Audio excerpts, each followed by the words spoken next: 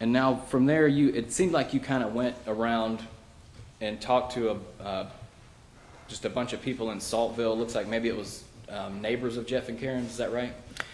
Yeah, it seemed as if when we would speak to someone, another name would be mentioned, and then we would track that person down and talk to them. Right, and I'll just take you through the chain real quick. It looks like you talked to a Kevin Campbell, locally known as Gump. Yes, sir. Okay, and then you were made aware that he knew Jeff, right? Yes, sir. Something about worked on cars with him. Yes, sir. And then you talked to somebody named Patricia who also knew Jeff, right? Yes, sir. And then the next link in the chain, you get to Swanson Puckett, right? Yes, sir. Also knew Jeff. And then you get to a Kelvin Davenport. Did you talk to him? I did. And that was, he was, I think, a neighbor of Jeff and Karen. Does that sound right? On Rome Lane, yes, sir. And that Davenport, he was like a retired, somebody said he was the FBI, but they were wrong, right? Yeah, he was, he'd worked in the service and also local law enforcement. I don't think he was federal law enforcement. Okay, and then I see a name, Paul Thompson, who you also talked to and also knew Jeff, right? Yes, sir, by phone. Yes, sir. Okay, and were you talking to these people, were you trying to get information about Jeff, or were you looking for Tracy Delp, or both? I guess both. Just any investigative information that we could find. Again, Mr. McAllister, Investigator McAllister, had asked us to check on the van, which kept leading us to someone else. So yes, sir, any information we could find to help with the investigation. Did you know Tracy Delp prior to investigating this case? No, sir. Of course, in law enforcement, we talk about people that other officers have dealt with, but me, as far as me personally knowing him, no. Sure. And I think, were these people telling you, were they kind of side-eyeing you when you asked them where Tracy Delp was? Most of the people that I talked to didn't like Tracy. Right. I think they were saying he was bad news or something like that. Yes, sir. But in any event, you find Tracy Delp, looks like January of this year, right? Almost exactly 2 months ago. I'm not sure of the exact date, but I did find him recently. Yes, sir. And I guess I'm just looking at your interview notes. If they say January 21st, 26th, does that sound right? Yes, sir. Now, where was Tracy Delp when you found him? He was in the Life Center of Hillsville. And what kind of center is that?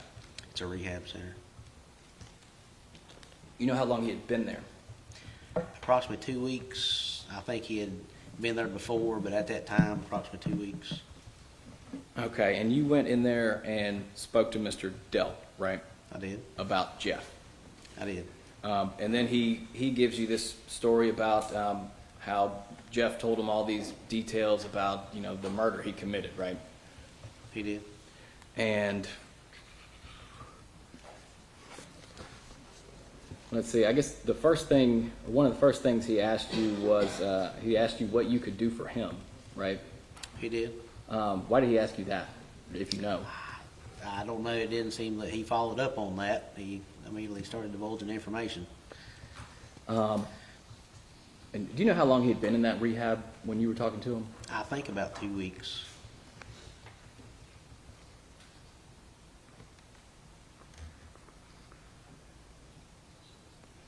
Tracy told you that Jeff offered to pay him $100,000 to go kill Kirby Carpenter?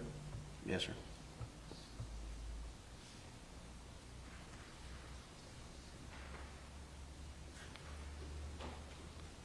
And then he described some bank bags that were in Jeff's car, Jeff's possession, right?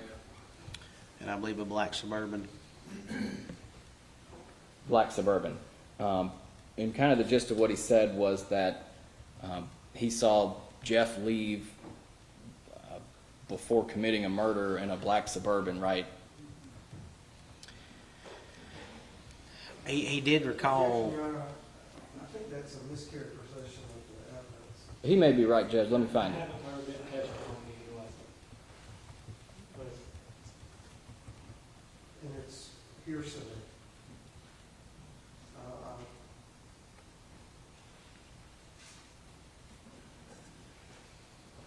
Okay, but Tracy told you about these bank bags that were, you know, so heavy you couldn't carry them, right?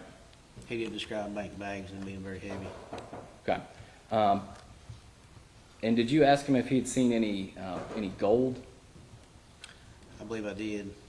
And you remember he told you he hadn't seen any gold bars except on TV? If it's in my report, sir, I'm sure it's. Well, I've got. I can't recall exactly what he said. Let me grab it. All right, now Sergeant Johnson, Tracy Delp said a lot of things. Do you remember him telling you about Jeff disclosing to him that he had killed Kirby Carpenter in the basement? Yes, sir, he did say that. And he said that, according to Jeff, he did it with a pistol, right? He told me a pistol. And according to Jeff, he threw the pistol into a lake or something. Does that ring a bell? Into a body of water. He wasn't sure what it was.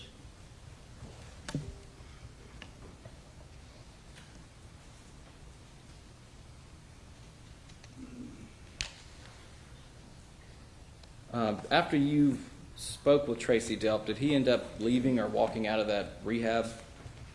He did. I found out from a counselor later that he had left. Okay. And did you have to go find him again, or did somebody? I made a phone call and was able to make contact with him. All right. Let's talk about the arrest for a minute. The arrest of Jeff Spence. Now he had keys to, was it each one of those, I think 3 lock boxes on him? So he had keys to the Chilhowie branch. He had keys to First Community off exit 19. He had keys to A1 storage. Okay. That was the keys that we saw. Okay. And could that indicate that somebody uses those lock boxes or visits them frequently?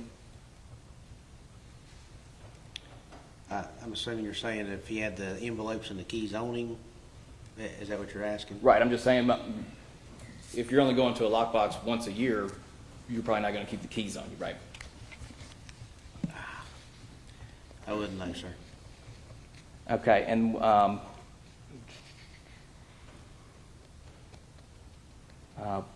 the house y'all picked him up at, that's a rental house, right? Yes, sir. And you said there was a U-Haul next to that house. Yes, sir. Did you learn that the Spences were in the process of moving to Pennsylvania?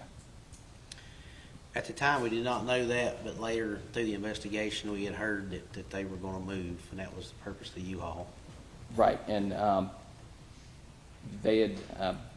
Did you learn that they had bought a house in Pennsylvania where their family is, I think, about a month before the arrest? No, sir, I didn't know that.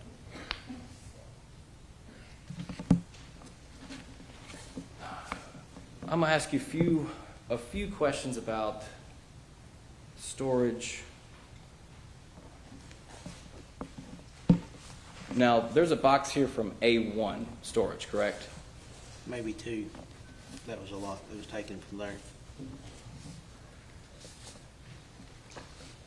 And did you go to A1, or have you seen photographs of A1 Storage? I went there personally, yes, sir. I'm going to pass you up some photographs.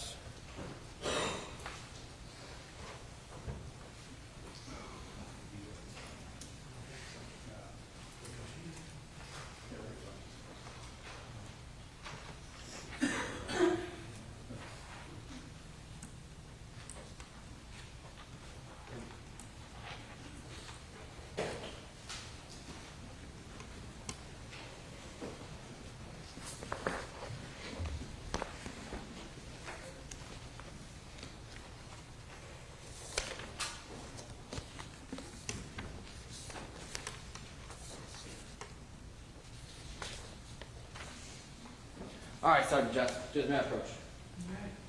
All right. Passing you 3 photographs.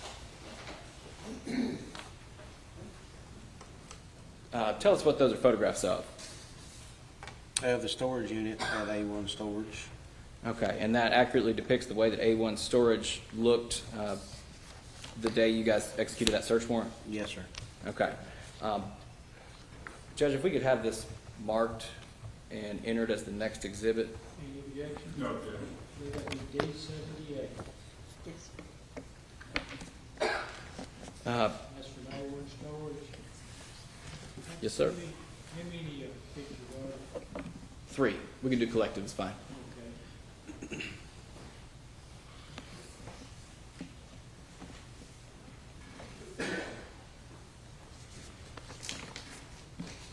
So you need them back.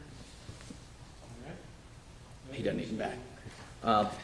Now, Sergeant, that's, when you opened that box, there was just a ton of junk in there, right? Were you told to look for, you said you were told to look for specific items, right? I mean, we don't have, these boxes don't contain every single thing that was in A1 storage, right? Oh, no, sir. You were told specifically by Investigator McAllister to look for gold and cash, right? We were looking for gold and silver coins, large amounts of cash, firearms, documentation of such. Okay, and in that storage unit, there's just a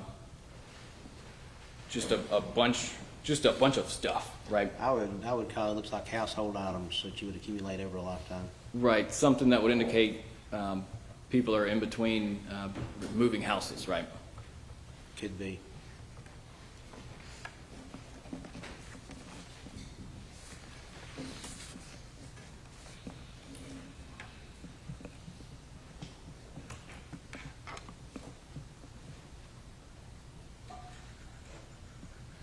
Also, there's the logs on these when Jeff Spence or Karen Spence or whoever went in and out of these storage boxes.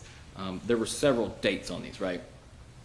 The two that we talked about today, there was multiple entries into the storage unit boxes, or excuse me, the lock boxes. Not A1. We didn't see a log from A1. Sure, because it's a storage unit. Yeah.